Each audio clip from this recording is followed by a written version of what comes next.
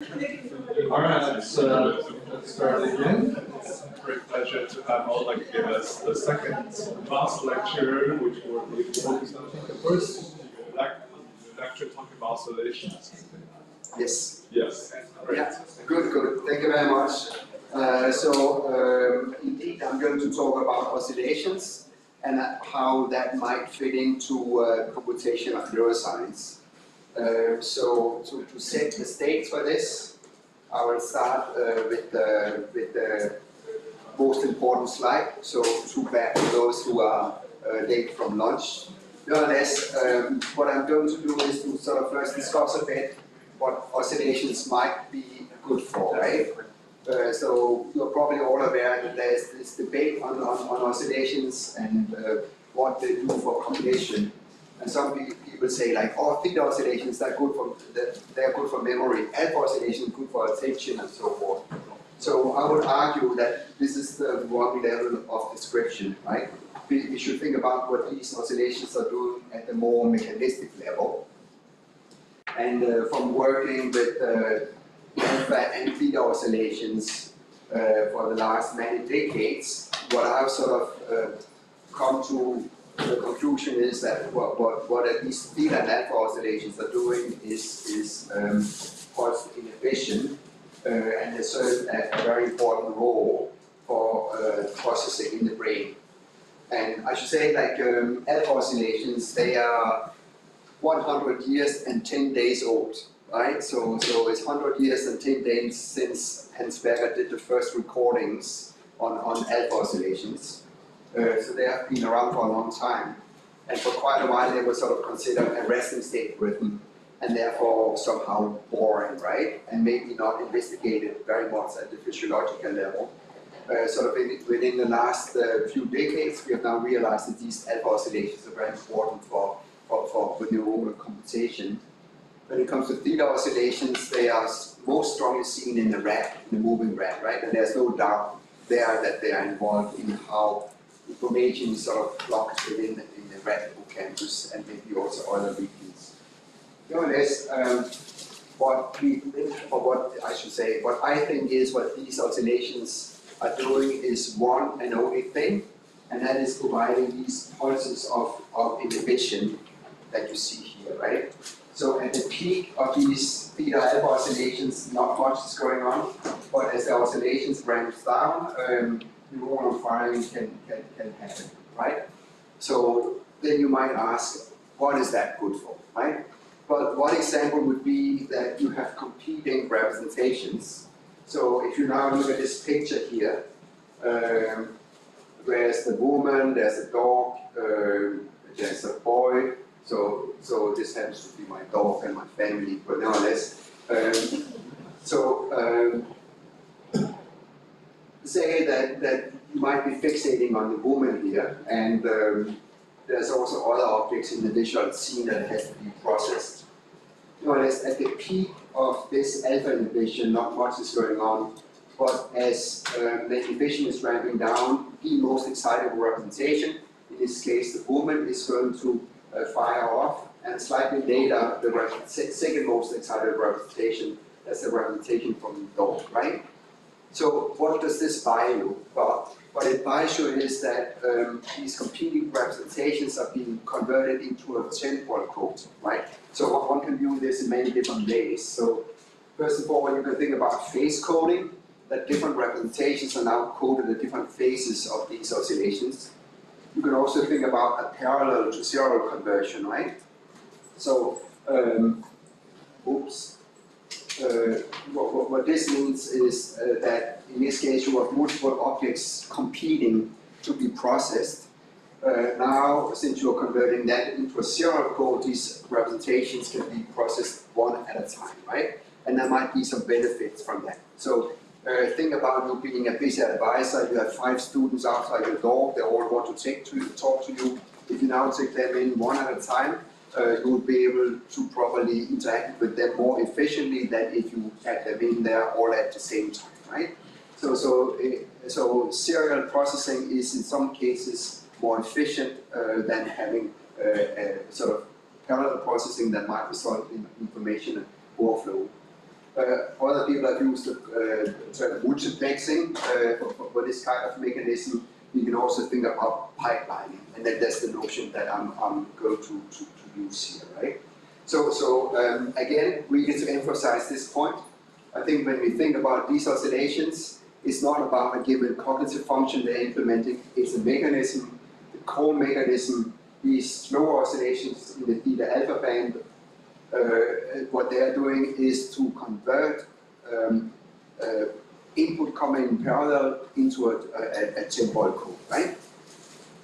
So is there some support for this? Well, you might all be familiar with rat hippocampal place cells and then some theta phase perception, right? So this is an old paper by John O'Keefe, published in '93. Yes? Would you say the same thing for the higher frequency oscillation like gamma or 200 hertz? No. And I'll get back to what I think the gamma oscillations might be doing. Yeah. So this is a paper published by John O'Keefe. So John O'Keefe, as you all know, he got the Nobel Prize for discovering place cells. So I think, in my mind, they should give him a single Nobel Prize for also discovering this phenomenon of phase precession, right? Because what this here does is that it provides evidence for this phase coding principle. So these small lines here is firing of place cells. And so this is a rat running through a linear maze. So when the rat is in this area, this place is firing, right? So you can also read the mind of the rat, and when this place is going off, well, then you know that the rat is this part of the maze. But these vertical lines separate the theta oscillations, and what you now should appreciate is that initially they're firing late in the theta cycle, earlier, right? So of course there's a bit noise on this, but in general you see that there's a precession of the phase of firing as the rat moves forward. So that means if you want to read the rat's mind and reconstruct his position, if you know that the firing is late in the theta cycle, you know that the rat is here early in maze, and if it's late, the firing is late in the theta cycle, if it's late in the theta cycle, the rat is early in the maze, and if it's early in the theta cycle, the rat is further down the maze, right? So that has been done. So this phase code does carry information, right? The question is now, does that relate to this multiplexing or pipelining? So the answer is possibly yes. So here's an old model by Mike Mehta, and this is based on this notion of pulse inhibition by the theta oscillations. And what this ramp here is the excitation towards the place cell. And what you see is that if the excitation is high, the firing will be early in the theta cycle, and if this excitation is late, it will be late in the theta cycle, right? So there's nothing mysterious about this. This is all about when the cell can overcome the inhibition. And of course, the more boosted that cell is in terms of excitability, the earlier you fire in the theta cycle, right? So when you fire in the theta cycle is depending on how much you are jazzed up, right? And if you're really jazzed up, you can overcome the inhibition earlier. So this principle has been used in several models in which one can reconstruct this phase precession. So one way of thinking about this is that we have these ongoing oscillations. So here they are actually plotted as it's excitation controlling the code, but it should be the inhibition. But this was made before we sort of made this switch to think about the inhibition rather than pulses of excitation. But that's not so important here. The key point is that if, for instance, the rat comes to location B, there's a future sequence B, C, D, E being recalled, right? And of course, these individual cells are place cells for these respective locations. So if you now recall B, C, D, E when you are at location B, and later recall D, F, G, E, F, G, H when you are at a later location, what you now should do is to follow the firing of place cell E, right? So initially it's late in the cycle, then it becomes earlier and earlier and earlier, right? So on this phase position can simply be explained by the readout of these sequences, right? But these sequences can also be considered pipelining in the sense that you have incoming representational information is sort of upcoming locations that might overload the rat's brain. In order to prevent that overloading, each sequence is now being processed one at a time, right? So again, it's sort of parallel to sequential conversion of the input. So, yes? How's the phase of the theta selection determined? Like if you move it a little bit, then it's going to change all the... Yes. Yeah, so it has been shown that this firing is locked to the theta phase. So if you have a slightly longer theta cycle, everything is fine. It's just then things shift a bit along the side, right? Yeah. So actually, it's not so important that this rhythm is super stable. What is important is you have this ramping down of inhibition, and that can change a bit in time. So it's okay that these oscillations fluctuate a bit. Yeah. Okay, so this is probably the best example of something like pipelining and phase coding and so forth, right? So what we have been doing is to take these principles and then think about what about the visual system? Might something like that also be at place in the context of alpha band oscillations? So here's an example where people are saccading on a natural image. The key point being that when we are doing this natural visual exploration, the visual system is really pressed for time, right? So when we fixate on a given phase, not only do we have to process that space, we also have to process upcoming saccade goals, and we also have to make a saccade plan. And all this has to be done within 250 milliseconds, right? So you could probably imagine if you consider a parallel process where all this here has to be taken in at the same time, you'll be facing a bottleneck problem. Yes? You know some experimental evidence that show that the rats actually use this phase precession? I mean, of course, the experiment. Yeah. Are there experiments? Oh, so I mean, there's certainly studies showing that you can decode the rat's position better, but in a causal sense, I don't know if one can make that argument. So of course it's possible to knock out the theta rhythm and kill the phase code, but then you also do a lot of other stuff, right? Yeah, but in bats, it seems you don't have such a strong theta. In bats. In bats, yeah. So there's this whole debate also on but then again, the bat is a very different animal, right? Going at a very different speed. Okay, the visual system push for time, a lot of information coming in. What do we do about it? So you can also sort of put some numbers on this, right? So basically, information comes into the early visual cortex at about 60 milliseconds. It goes to be 4 for say, for instance, color processing at 8 milliseconds. And then there's object identification versus infusion from phase area about 150 milliseconds, right? So then you can say, if that actually takes 150 milliseconds to process what you fixate at, and there's 250 milliseconds to the saccade, there's only 100 milliseconds left to process upcoming saccade goals and prepare the saccade plan, right? So just by looking at the timing of what's going on in the visual system, something doesn't really square, right? There's something that doesn't fit because things takes too long in terms of an inter-saccade interval.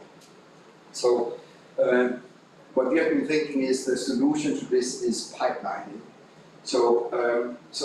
And what do we mean by pipelining in this context? But so to make that explicit, consider that couple here doing the dishes, right?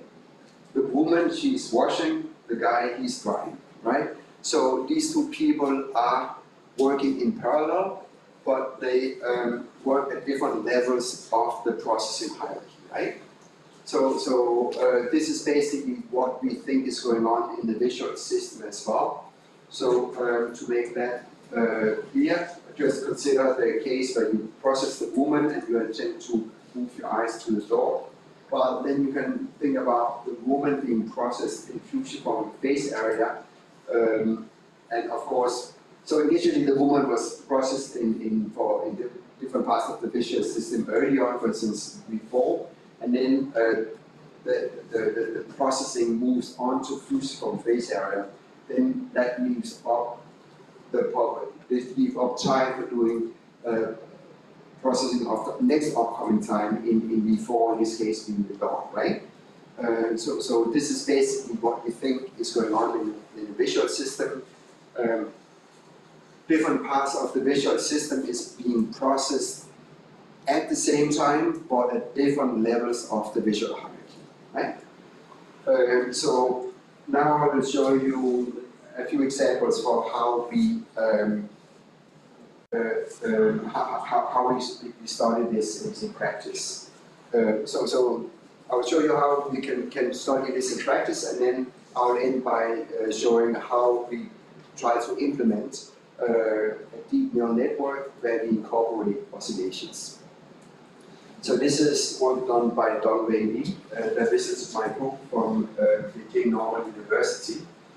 And what he did was to do a study in which people had to fixate, and then there were two words coming up. And the idea was that people first have to read the word lion and then apple in this case, right? So I think that's illustrated here. First you fixate, then you read the first word, and then you read the second word. And then there's some behavioral tests to make sure that people are doing this test, right? So what we now ask is, when you are fixate on the word apple, how does that processing relate to also processing the word lion, right? And as I talked about in the first lecture, was that we can make use of this multivariate pattern analysis, right? So we can have different categories of words, so it could be animals versus fruits, right? So we can decode, in this case, apple being a fruit from animals. What we also had was these words being presented in different colors, meaning we can also decode what's going on in the early visual cortex, right? So now we sort of have the building blocks for looking at this pipelining by asking, when is lion and apple being processed for color? When is lion and apple being processed for category? And this is the results. In this case, people fixate on the word apple. Now it turns out that when you fixate on apple, there's still processing going on from just before when you fixated on lion, right? So that means we can actually decode the first word lion when people are fixating on apple. What we also can do is that we can decode the feature, meaning the color of apple. What was it, red or blue, right? And this is going on in parallel, right? So this is an example of parallel processing, but at different levels of the visual hierarchy. What we also can do is that we can decode the category of apple and compare to the time course of decoding the category of lion. And what you then would see is that the category of lion precedes the decoding of the category of apple, right? Yes. So this is external decoding, you're recording activities and decoding. Yeah, so we are recording the brain activity using MEG, and we have an eye tracker on, so we know exactly what people fixate on apple. Yeah. So they're not always fixating on the dot. No, so they move their eye from lion and into apple. And the key point is that when you analyze an apple, I'm looking to the security where they get to that. Yep. So when your eye lands on apple, our argument is that you are processing at the semantic level, might be anterior temporal lobe, first lion, then apple, but that has also freed up processing in early visual regions to, in parallel, process features. Yes? Is the gray area of confidence interval the mean, or is this 0.5 on gray? This year? Yeah. Also, this is an average over 30 participants. Okay. And then I guess my second follow-up question is that around -3 or -400 for this and the previous way it seems to be a dip. Is there a reason why there would be a dip in coding accuracy? On the negative side, like yeah. right? So we don't know how to explain that. It's a good observation, but yeah, I don't know. Okay, so this is just still work in progress, but this is just to see how we are chalking ahead or sort of chipping ahead on trying to investigate pipelining in the urban visual system, right? So the next point is that this pipelining mechanism requires timing.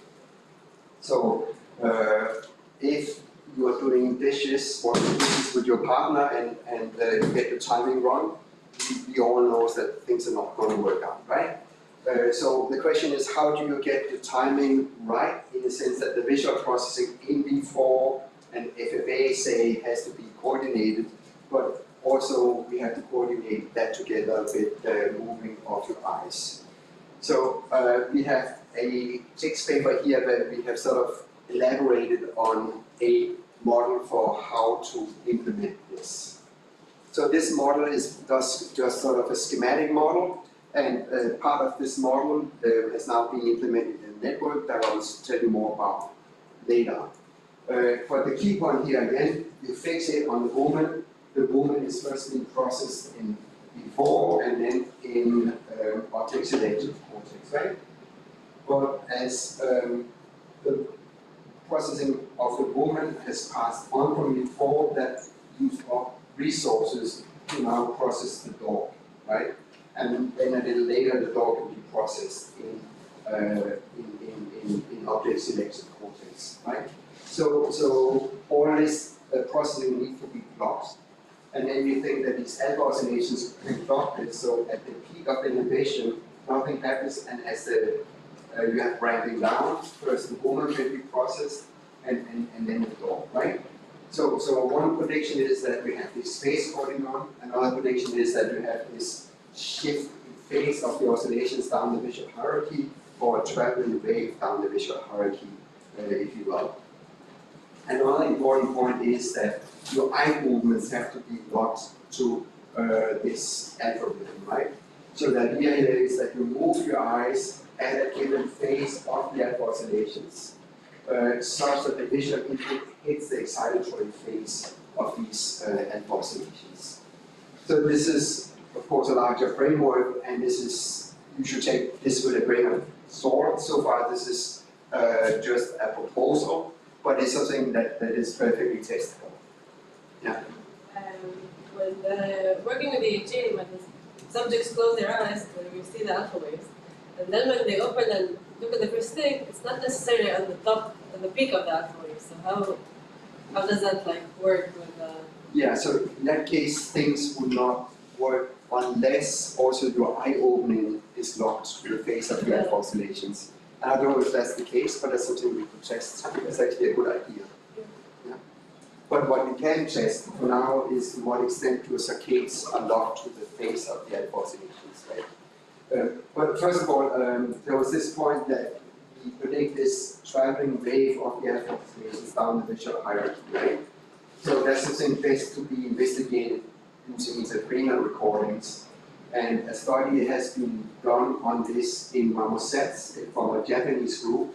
And what you see here is sort of a flow of information. So the color here represents the phase of an oscillation at 8 Hz in close to the alpha band in log to a saccade onset.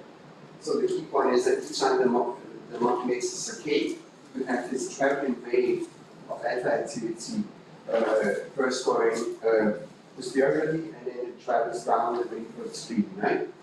So ideally we would like to see something like this in humans, but there's at least some indication that in the marmoset monkey you can see this traveling wave of alpha activity down the ventral stream. When it comes to the notion of alpha oscillations and saccades, here's a study by Tobias Daudigel where we had participants look at natural images, and then we had an eye tracker. There's also a memory component to this. I don't have time to go into details, but later on we test whether these people they looked at, they were encoded or not in long-term memory. So what we then did was to take the ongoing data, MEG and intracranial data, And then, first of all, we align those to eye tracking data. Right? So the top trace is one saccade, and then you have ongoing activity, in this case, alpha oscillations. So there's saccade 1. This is saccade 2. This is saccade 3. Right? What we then do is that we can take all these snippets of data, log to the saccade onset, and align them, as you see here, and then we can calculate the phase per joint, right? And then we can ask to what extent the phase of the pre-saccadic alpha is aligning up or not, using a phase logging index. And this is what you see here, right? So these are all sort of standard tools to ask whether there's phase logging or not, right?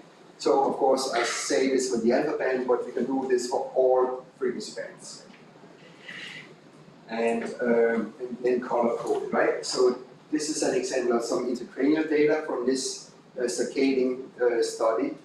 And what you should appreciate here is that at around 12 Hertz, there indeed is robust phase logging prior to the saccade, right? We have replicated this in an MEP study. We also around 12 Hertz see that your saccades are locked to the phase of these alpha oscillations. So what does this mean? Well, this means that alpha oscillations are the boss, right? That determines when you make a saccade. So I should also say there are some details to this. So the details being that this effect was stronger for items that were later remembered compared to later forgotten, right? So if you don't do this contrast, you see it to be somehow a broadband effect. But if you actually do this compare and contrast, you see what is popping up is the alpha band that phase logging. Yes. I think that was my question. Yeah.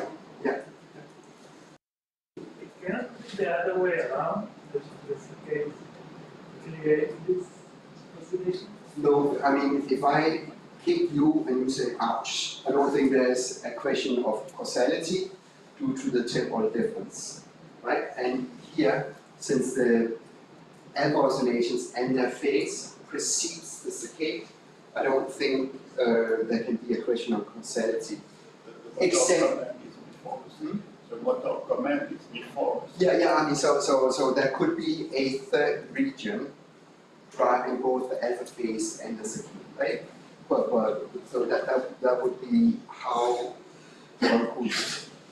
But then that would sort of be on, because then why would the alpha oscillation have the timing in the saccades? Right? But it cannot be the saccades being responsible for the alpha phase. Okay, since we are doing MED, we can also localize this. Okay, so this was sort of just the setup to the bigger point of what I'm going to tell you. So since this is a computational neuroscience course, what we really want to do now is also to think about what sort of mechanisms at the physiological level can create this, right? So we have the, yes? Pipelining, I think, makes a lot of sense if your processing goes forward, but if there's like return feedback loops. Yeah. So that's also something one have to sort out. So why don't I present the model, and then we can have the discussion on how to put the feedback in, because of course that is also going to be important. But I think I'm going to do the Di Carlo at MIT. His cop-out is to say, like, hey, let's first try to crack the first feed-forward speed, right? And then we can look at the feedback later. So that, I think that's how to approach it for now. Okay, so mechanism. So you're probably all aware of the success of convolutional neural networks, right? So this was sort of a revolution starting in 2012, where one used actually quite standard types of networks with some extra features, and these extra features was to have more layers, and the early layers had these convolutional properties, right? And what was shown here was that these networks are quite powerful at categorizing different visual stimuli. So I'm all well aware that transformers and so forth have overtaken convolutional neural networks, but we are still sticking to them because they can somehow align with the visual system. So several groups, for instance, Di Carlo and Marcel van Gerven, have made the argument that these networks maps onto the visual stream. In the previous lecture, we talked about the RSA analysis. So when we say they map onto the visual stream, we mean that the representation or the representation hierarchy formed in these networks maps onto what you see in humans and animals, right? So that is why we are still investigating those, not necessarily because of their computational power, because it has been superseded, but we investigate them because they somehow align with the architecture of the visual stream. Okay, so one issue with these networks, though, is that they do not embrace time, right? So they are sort of based on iterative maps, and there's nothing like free time in them. And this is what we want to bring in. Why? Well, one very simple example would be that if we now know that it takes 150 milliseconds to identify an object, that is an important constraint for how many layers you can have, right? So it takes 60 milliseconds to read V1 and 150 milliseconds to identify an object. We have 19 milliseconds to play with. So if it takes 10 milliseconds for information to propagate from layer to layer, then you have 9 layers in that network, right? So these numbers might be a bit off, but we should say like having time taking time into account actually imposes quite some strong constraints in this case, how many layers you can put in, right? Another thing is brain oscillations. Of course, these networks are quite far from neural dynamics. So what we have been doing is we have been trying to think around and say, can we sort of use the power of these deep neural networks and then combine that with ideas from computational neuroscience, more sort of from the neurophysiological end, and see, can you make these networks do something useful? And doing something useful we define as doing a pipelining process. So this is work spearheaded by Katharina Döcker.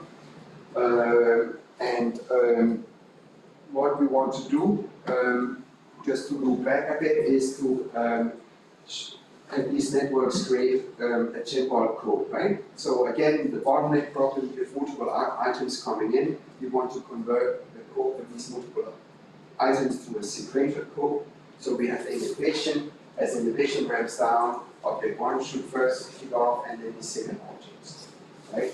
And that should then happen at different levels of the visual hierarchy as the information progress through, right? So how do we approach this? We would have liked to have a full convolutional neural network, but we are not there, right? But we have a network with 2 hidden layers, an input layer and an output layer. And that can work on a toy model or a toy problem. The toy problem would be to recognize these letters. We have A, E, and T, and these letters can be presented in different parts of these quadrants, right? And then we train this network by backprop, as one does, to recognize these items, and it works, right? No big surprise here, and it can recognize these letters in whatever quadrant being presented. This is just to show that this is activity in layer 1, activity in layer 2, and then output layer A, B, and C. So we have not a super sparse code, but we have sort of overlapping representations, yet not so overlapping that we cannot tell the items apart, right? So the first part shows that this works. So now comes the next question: how do we put time into this network? So what we're going to do is do a little trick. So this is how your standard network works, right? So when you consider this unit here, we sum the activity with respect to the synaptic base from the preceding layer. And then there's a bias term, and then we send through this a nonlinear function. It could be a ReLU or it could be a sigmoid. So we have chosen to use a sigmoid here for things not to go out of whack, to sort of have limited outputs, right? And this is also what we used when we trained the network. So that works. This is just standard neural network, deep neural network approach, right?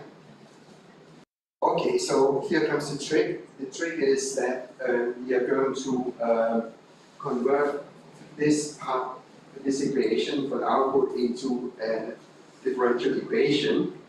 The way that works is that according to this equation, H is going to approach the output of the sigmoid function with type constant T, right? From a dynamical system point of view, there's nothing too magic about this, right? But just think about your room. You set the temperature to 30 degrees, and the temperature is going to follow up and settle at 30, but it takes a little time, right? And you can also set the temperature to 25 degrees. The temperature is going to drop. It's going to take a little time, right? So it's almost like the output of sigmoid is the goal, the temperature you want to set it to. And then the activity of H is approaching this with a time constant tau, right? And tau has something that is in the order of sort of, I forgot, but I think it was 10 or 15 milliseconds, right? So a time scale realistic for how fast a neuron ramp up in terms of boosting its following activity. Yeah. Any questions to this? So this is the trick here, right? And as you also say, what we're doing is that we train our network and then we freeze the weights, right? Because if you want to start to fiddle around with the weights, having this dynamics going on, that was too much to what we could handle. Maybe you guys have ideas for doing this, but we couldn't really crack that one, so we decided let's train a network, let's freeze the weights, and then let's introduce the dynamics afterwards, right? And then it turns out that when we do this, the network still operates as before, and and of course now it just takes a bit of time, real time for the network to saturate, right? But the key point is that now we get activation out of the network in terms of milliseconds, right? So we get temporal dynamics we can map onto the human brain activity. So this is step one. So now it gets a bit more complicated because in order to do the multiplication, we need some extra features to be put in. So that also has to be a refractory term. So this refractory term is a constant that grows in a given cell. So this is just dynamics in one individual unit. As the activity of that unit increases, R is going to follow that, right? So in this case, it's R chasing H with a different time constant tau. So what R does is that it goes in and subtracts from the input to the cell, so set J is the input from the preceding layer, so it's going to pull it down again, right? So that is that the neuron kick off, and then it's going to sort of kill itself a little later, right? And again, there's a different physiological implementation of this, so you can think about an after hypolarization current, and this after hypopolarization current might be a potassium current driven by a calcium buildup, right? But there's several ways of thinking about this. And then you also put in an alpha drive. There's a negative here because the alpha is a positive mutation, right? So these are the different ingredients. And of course, it's a lot to keep in, so let's just sort of look at the output of this to consider the dynamics, right? So this is just one unit. We just give it a good input, so if activity starts to increase. The key point, at some point, the refractory term fills up. Think about this maybe as calcium building up, activating the potassium channel, bang, and then it puts it down again, right? So then we get the excitation and then the refraction of that cell, right? Again, this is also being studied a lot in other contexts. Now that's step one. So the step two is that we now also impose these implicatory alpha oscillations on the network, right? What they do is that they entrain, so now there's intrinsic oscillatory dynamics to that unit, but now we entrain it so we sort of stabilize it and lock it to the temperate oscillations. Yeah? Yes? Sorry if I missed it. What's the learning rule for that? Is it backprop for this? It's backprop. It's backprop, yeah. But again, we're freezing the weights. So in principle, you can use whatever learning rule. Sorry, why are you using the weights? Because otherwise it's too much to handle. I guess maybe I'm a little bit like trying to figure out like what aspects of your model you're constraining at what points. Like, a moment ago I was imagining like what if you use a transformer to do something and had like the temporal, I forget they have the ramping temporal code. Yeah. Or the sine or something like that. Now I was thinking, well, maybe that's not appropriately vouching plausible for you. But now we're considering backprop. So have you already commented on what parts you want to?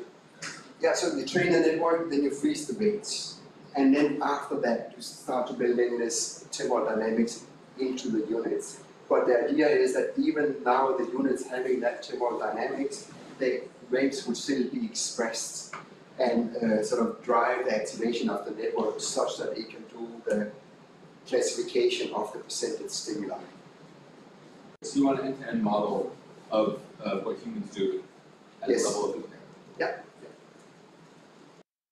Good. Other questions? Yes. You said that this is like theoretically should be useful for parallel processing. Yeah. So it's like the input that you showed was like a static image. Yeah. Whereas the different categories in the same thing, is it going to be like one image with the A and H, or is it like a video?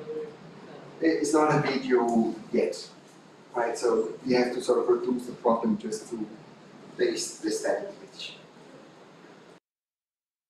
Yes? When the activity is starting to rise one layer, does that propagate to the next layer? Yes, exactly. So this is one unit and one layer, and then this propagates to the next layer.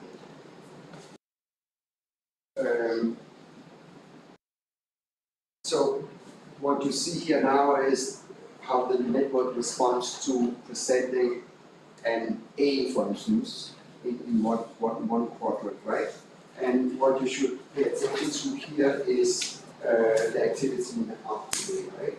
So there's a lot going on, but the key point is that the A unit in the output layer activates and it sort of oscillates, right? But so A has been correctly recognized and classified by the network. What you also should see is that it's a bit messy, the dynamics, right? So we have not yet put on alpha oscillations, and that is what we do here, right? So now we recognize A, but the dynamics has cleaned up quite a lot, and that's because we've been now in training the network. Yes? Okay, so you train the network to do the classification to a reasonable percentage, and then afterward you're fitting all the dynamics. Correct. And then what you want to get out of that, you just want to have a model of, because I'm unclear what the dynamics bring to the table then, if you already have the classification performance achieved by your... Yeah, so that's what's coming next. To make a long story short, it is to show that this network can produce a triple code. Yes. I'm assuming on the slide that the three modifications look different from all the other it is in the location. But like A, E, T will have different, I guess, like wave patterns you'll see, or like, or depending on where it is, might be like shifted over. No. So if you introduce a T, you will get more or less the same dynamics. Okay. Yeah. But so it's not necessarily that like the letter A specifically is encoding that sort of dynamic, the recognition that the letters in the segment. Yeah. So the point about the dynamics becomes apparent when we show two items at the same time. So that's what I'm going to do now. And now if we take the network and we don't have the oscillatory dynamics, if we show T and E, you see there's a power formulate problem, right? So both of the items only lead to activation of 0.5, right? So this is a bit difficult to interpret the output of the network, and this is what we think about as congestion, right? Now we do the same with the temporal dynamics, and what you should appreciate here to the left is that, and what we do is to simulate sort of a spatial attention experiment where people have to attend more to E than to A, right? So there's a slightly stronger boost for the E input as compared to the A output. And what we now get is, first something, there's a bit of a temporal probe, but it's somehow messy. So now if we stabilize the network with the external driver, what we find is that we have the activation of A, E, A, E, A, E, and this is then controlled by the ongoing oscillation, right? So in other words, we have been able to create this phase code. We have two items being presented in parallel. Now that code is being converted into a temporal code, and that temporal code is controlled by the inhibitory half oscillations, right? So that means that we have now been able to take a deep-ish neural network, or at least an artificial neural network, impose real-time properties, and then also impose oscillations on that. And what that buys us is a temporal code. Yeah. I guess that's the follow-up since it seems you set the oscillations difference here. You set it to faster oscillation. Gamma oscillation. Do you see like the lack of this sort of separation? Yeah. So the thing is, we have the time courses for the activation of the individual units and for the refraction, right? So if you speed up the oscillations too fast, then that whole thing breaks down. So that there has to be sort of a reasonable match between the intrinsic time courses defined by torque and the oscillations you impose on the outside. Yeah. How does the classifier make the decision at the end? Like this is through time, so is there like in the classical classifier you have like a value for each one of the categories and then it presents the result. Yeah. Like the maximum one is like that. Yeah. So here when it's dynamic, where is the final result? Yeah, so the result is AE, or EA, right? So this is also because we want to mimic what's going on in the brain. So we are sort of sitting between two chairs, right? So this is not really machine learning anymore. It's more computational neuroscience, sort of being inspired by machine learning approaches and trying to sort of take the power of what people have done with these artificial neural networks and then borrow from that and take that back into neuroscience. Okay, so just this, the next example is just show that this is not one log example, right? So here we put in E and T, and it also manages to create this code. We can also ask and investigate the dynamics through the network. So this is layer 1, this is layer 2. What we have done is that we have taken output and then we are correlating with the individual units in the input in layer 1 and layer 2 in order to be able to see what's going on in the chip output. This is not terribly informative, but it's just to say that you can also bring and study back the dynamics in the individual units. So I'm going to finish up here and say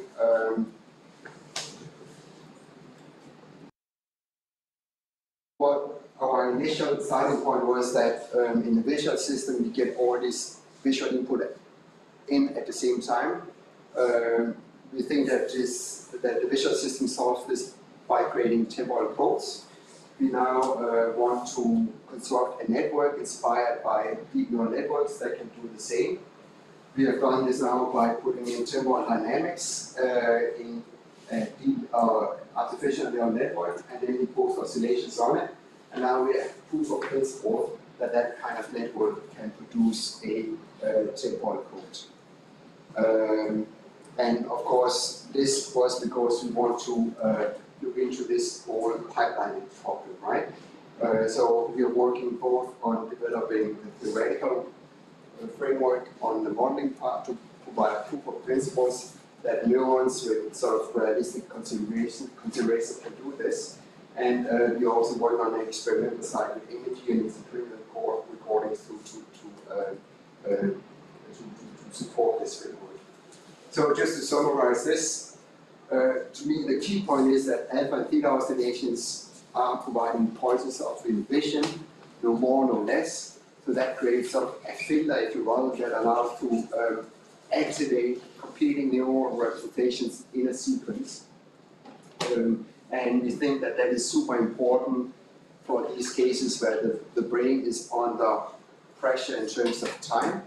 And in those cases, you need some sort of pipelining mechanisms where operations can go on at different levels of the visual hierarchy, but in parallel. And pipelining can solve this problem for you. And we have implemented an artificial neural network that provides proof of principle for that.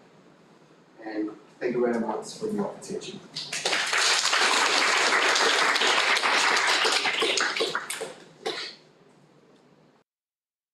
Yeah. I think I missed it, but can you summarize again what the current evidence is for the why inhibition at the peaks rather than the troughs? And maybe a related question is something I used to hear about more than I hear about now, but like upstates and downstates. Thalamus.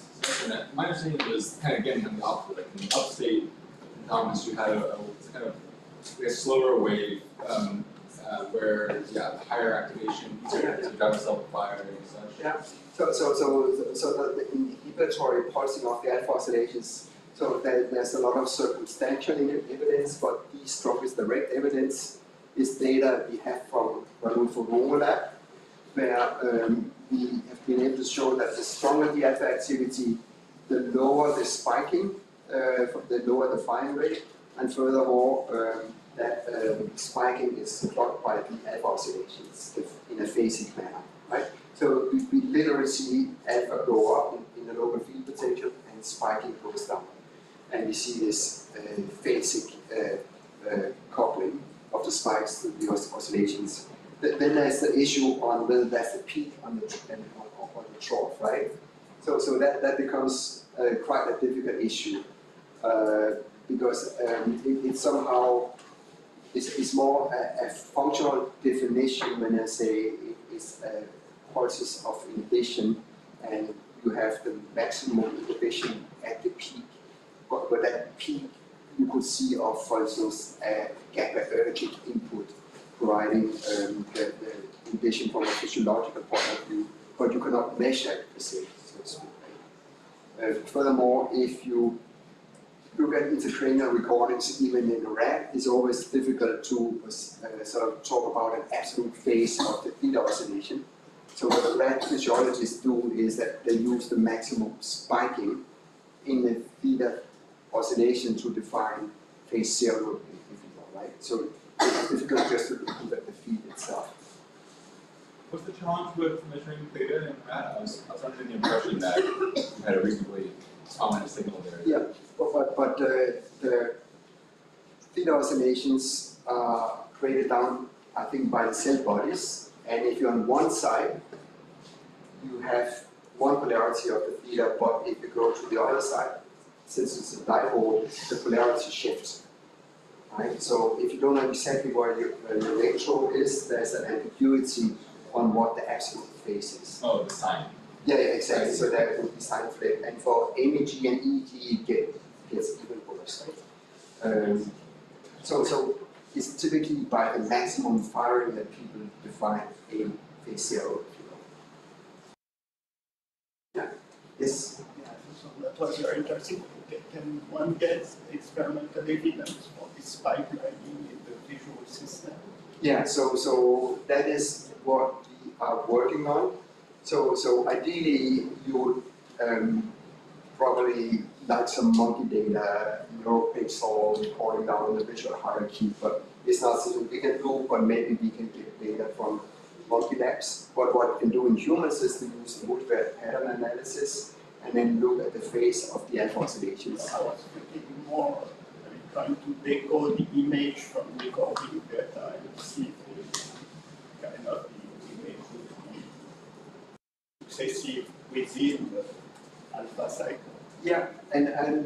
there's some work on that. That there's sort of, if you look at the, if you use multivariate pattern analysis to get the time course of decoding an image, you can see that that is modulated by the phase of the alpha oscillations. And different objective image with pop-up at different. We are not there yet for the visual system. We have some working memory studies. So this is somehow inspired also by theories of John Lisman that also proposed a phase coding scheme for maintaining multiple items, and there we have evidence for that. For the visual system is something we hope to obtain in the future.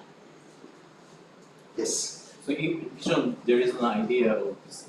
Vision has grand illusion, right? So if you have allocentric information, allocentric coordinate keeping different items at different locations, that's another way to separate the information. Yeah. And how does your system interact with potential mechanism of allocentric? Yeah. So the further down you go down the visual hierarchy, the less of a reticulotropic organization that is, right? So while you can separate items in physical space early in the visual system, you don't have that luxury further down the visual system. So that's also why we argue that there is need for some sort of pipelining mechanism, as you have multiple items being funneled in, and that's when you when you no longer have the reticulotropic organization, that's when you need temporal code.